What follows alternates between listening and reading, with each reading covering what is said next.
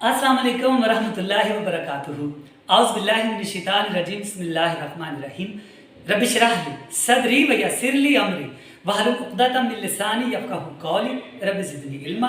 This is Akhtar Ali Hashmi and I am speaking from the platform of Hassan Education Institute of Health Sciences, Allahabad campus. प्यारे बच्चों, second year English की एक series चल रही है जिसमें हम आज यूनिट नंबर 9 जो पॉइंट करेंगे जिसका नाम है द टॉय। तो आइए बच्चों बात करते हैं। जो नज़म टॉय है उसके अंदर हमने दो सिलेक्टेड क्वेश्चन किए हुए हैं। एक है हमारे पास थीम ऑफ द पोएम और एक है टाइटल सिग्निफिकेंस। तो आइए चलें हम पहले सवाल के बारे में चर्चा करते हैं।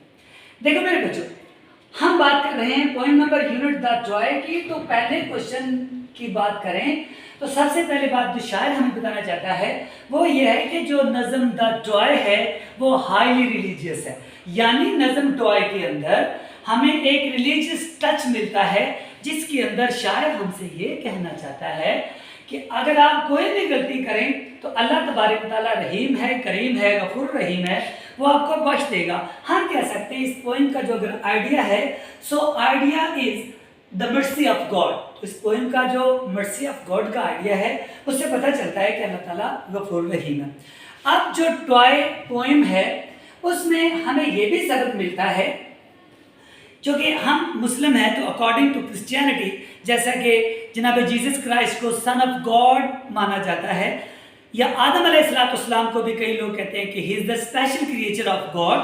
उन्होंने अगर कोई गलती कोई खता की है तो अल्लाह ताला ने उन्हें माफ़ कर दिया था। जैसे आदम अलैहिस्सलाम ने वो गंदम के दाने वाली बात है, रवायत है या हदीस है, तो उसके बारे में भी है कि आखिरकार अल्लाह तबारक तआला ने उन्हें माफ़ कर दिया था।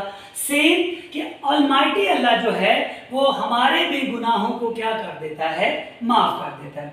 फिर टॉयज़ को उन्होंने इस एंगल से पेश किया कि एक छोटा बच्चा होता है, हम उसे खिलौने देते हैं ताकि वो खेल ले। हालांकि जो खिलौने हैं वो उस बच्चे के लिए परमानेंट सोर्स ऑफ कंफर्ट नहीं है। इसी चीज़ से बात बताई गई है।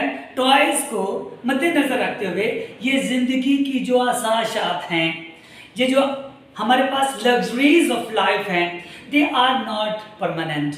ये बिल्कुल परमानेंट नहीं है।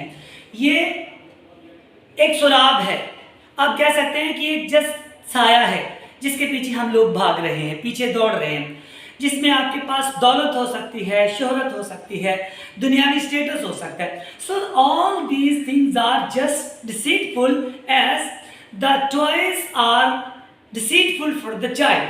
अब जो चाइल्ड है वो समझता है कि जितने भी खिलौने मेरे लिए परमानेंट है। इंसान इसी तरह समझ रहा होता है ये जितने भी कंफर्ट्स ऑफ लाइफ हैं ये मेरे लिए परमानेंट है। बिल्कुल ऐसा बिल्कुल नहीं है, बल्कि ये तमाम शॉर्ट लिव्ड हैं, बिल्कुल थोड़े अरसे के लिए आपके पास हैं।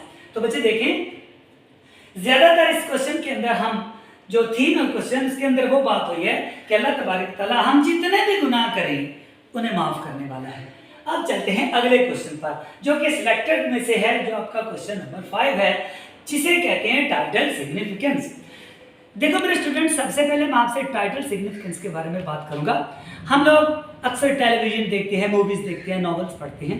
आपने कभी गौर किया है कि एक मूवी या एक नॉवेल बनाने या लिखने में फ़र्ज़ करें अगर साल लगता है तो कम से कम 1.5 से 2 महीने इस बात पर लग जाते हैं कि हमने जो पीस ऑफ राइटिंग लिखा है इसका अनुमान क्या रखा जाए। इसको बोलते हैं टाइटल सिग्निफिकेंस।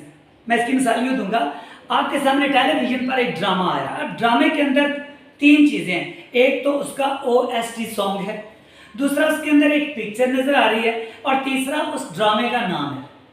एक राइटर अपने ड्रामे को जब मुकम्मल करता है तो टाइटल लिखते हुए इस बात को मद्देनज़र रखता है कि अगर नाज़रीन ने या कारी ने वो ड्रामा पढ़ा या देखा नहीं तो कम से कम टाइटल देखकर उसको 25% समझ आ जानी चाहिए कि इस पीस ऑफ राइटिंग के अंदर बात क्या है। सेम जैसा कि इसका टाइटल आपके सामने है द टॉयज, खिलौने, तो इसका मतलब है कि खिलौना जो होता है वो चंद मिनट की खुशी देता है, परमानेंट नहीं होता। तो बात करते जा रहे हैं हम टाइटल सिग्निफिकेंस के लिए।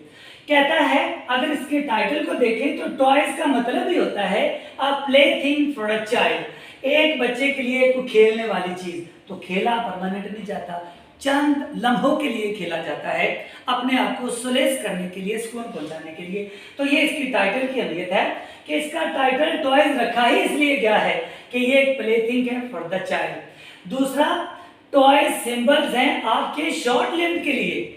एक बच्चा उसे ट्राई साइकिल लेकर देते हैं, 3 पहियों वाली साइकिल लेकर देते हैं। बताएं, अगर वही इंसान जवान कड़ियल बन जाता है तो क्या वो 3 टायरों वाली साइकिल चलाएगा? बिल्कुल नहीं चलाएगा। वाई? क्योंकि वो जो ट्राई साइकिल थी वो शॉर्ट लिव्ड थी, यानी बिल्कुल मुख्तसर तरीन वक्त के लिए कि जैसे बच्चे का बचपन खत्म हुआ तो ट्राई साइकिल का जो मकसद था वो फौत हो गया। अब देखिए, वो कहता है toys are symbols of short lived comforts of life, कि जिंदगी के अंदर जो आपके कंफर्ट्स हैं, आपके आसाइशात हैं, डेफिनेटली वो बहुत ही शॉर्ट लिव्ड हैं। दूसरी बात इसके अंदर आ जाती है कि toys are deceitful as comforts of life. खिलौनों की मदद से राइटर हमें ये बताना चाहता है कि एक खिलौने जो बेजान हैं वो परमानेंट किसी भी बच्चे के साथ नहीं चल सकते। तो सेम आज आपके पास गाड़ी है, बंगला है, नौकर चाकर है, आपका एक स्टेटस है, आपके पास लग्जरीज ऑफ लाइफ है, तो बात ज़हन में रखिए ये आपके लिए परमानेंट नहीं है, बल्कि ये एक ऐसा ना दिखने वाला साया है, एक सुराग है जो आपको सिर्फ धोखे के सर्कल में घुमा कर रखता है। उन भूल भलाइयों के अंदर घूमकर आप उसी जगह पे आ जाते हैं जहां से आपने सफर का आगाज किया होता है। तो बच्चों, ये थी इसकी टाइटल सिग्निफिकेंस कि toys are deceitful as comfort of life, कि जिंदगी की जो आसाइशें हैं वो धोखा हैं। जिस तरह एक खिलौना धोखा था, बच्चे के साथ परमानेंट नहीं चल सकता था। सो कंक्लूजन के तौर पर मैं आपसे ये बात कहना चाहूँगा कि थीम क्या है, जस्ट इस बात पर फोकस है कि कभी भी ला तकनतु मिन रहमतिल्लाह, अल्लाह ताला की रहमत से कभी भी नाउम्मीद नहीं होंगी। और उसका जो टाइटल सिग्निफिकेंस है डेफिनेटली वो यही बनता है कि जितने भी कंफर्ट्स ऑफ लाइफ हैं वो सारे के सारे धोखा हैं, सुराग हैं।